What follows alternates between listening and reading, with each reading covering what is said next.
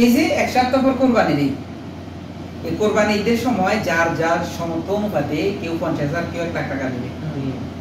এখন প্রত্যেকের ভাই আছে বাপ আছে, এরা ফোন করে করে বলবে বাবা টাকা দাও, কোরবানি ঈদ আসতেছে আর মাত্র 7 দিন।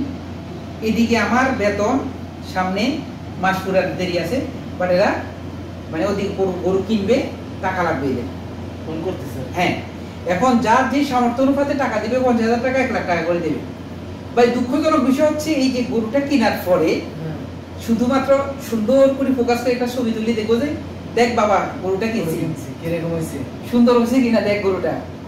আমরা শুধু গরুটা দেখবো, হ্যাঁ গরুটা তো অনেক সুন্দর হয়েছে। এরপরে গরুটা কেনার পরে কোরবানির ঈদের দিন আসার আগ পর্যন্ত একটু হয়তো হাই হলের মধ্যে থাকবে। পরবর্তীতে ভাই দুঃখজনক বিষয় আপনারা প্রবাসী দেখেন, যখন ঈদের দিন আসবে আমরা তো ডিউটি আছে, যখন কারো 12 ঘন্টা কারো 8 ঘন্টা ডিউটি করতে হবে। এখন এই ডিউটিতে চলে যাওয়ার পরে ডিউটির ফাঁকে ফাঁকে আমরা দেশের বাড়ির লোকজনের কথা মনে পড়বে, আমরা ফোন করব।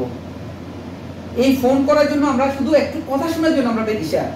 তবে এরা যার যেমন সবাই কোরবানির গোশত বানাই, কলিজা কতক্ষণে খাইব সবারই টেনশন। এই কলিজা খাওয়ার টেনশন নিয়ে তারা যখন কেউ ফোনের দিকে তাকাবে না, আপনি এদিকে ফোন টিপতে টিপতে টিপতে টিপতে দেখবেন যে আঙুলে ভয় করিয়া নেবেন। ভাই বোন স্ত্রী কেউ আপনার ফোন রিসিভ করবে না।